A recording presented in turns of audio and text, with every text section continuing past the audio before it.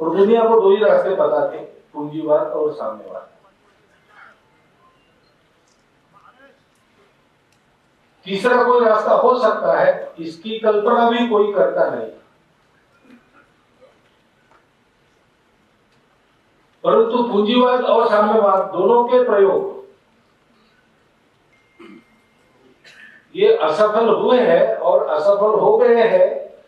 ये आगे चल के दुनिया भी मानेगी, ये भारतीय विचार के आधार पर सोचने वाले सब मनीषियों को स्पष्ट था। परंतु भारत की मनीषा भारत में लोकप्रिय नहीं, प्रचलित भी नहीं। ऐसी अवस्था में आज के जीवन के सब अंगों का विचार करते हुए उस दृष्टि के आधार पर इस विचार का एक विस्तृत रूप रखना अपने आप में एक बहुत बड़ा साहसिक कदम है।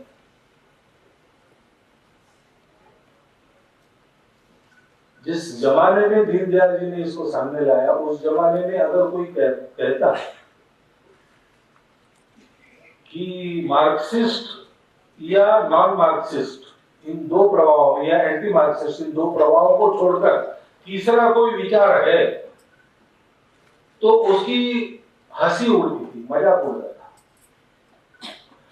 भारत की परंपरा के आधार पर हम नया विचार करेंगे, ऐसा कहने वालों को दकियानुसी माना जाता